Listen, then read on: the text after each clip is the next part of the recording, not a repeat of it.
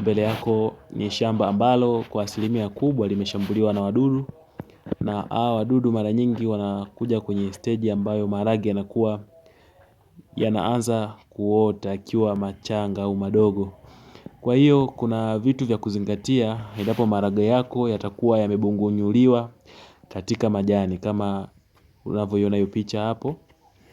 Cha kwanza kinachosababisha ni mazingira, tabia nchi. Ina maana wakati ambapo yanakuwa kufikia hii stage, aidha kutokana na mvua, kuna wadudu ambao wanasafiri kutoka eneo moja kwenda eneo lingine ambapo shamba linakuwepo.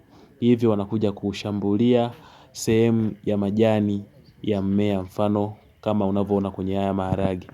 Kwa hiyo unaweza kutumia dawa kwa ajili ya kuangamiza na kuwamaliza kabisa. Na ni vyema ukapiga hiyo dawa ambayo nitakushauri hapo baadaye mara 2 kwa wiki. Ina maana utatenga siku 2 katika wiki, utakuwa na interval utapiga dawa hiyo. Lakini pia kwenye upigaji wa dawa hakikisha unapiga dawa wakati ambapo mvua hainyeshi, ili concentration ya dawa iwe kubwa na iweze kufanya kazi na kuua wale wadudu. Hivyo unashauriwa au nakushauri upige dawa wakati wa asubuhi kwenye jua la saa 3 mpaka saa 4 pale, ili katika mchana wote dawa iweze kufanya kazi. Karibu sana.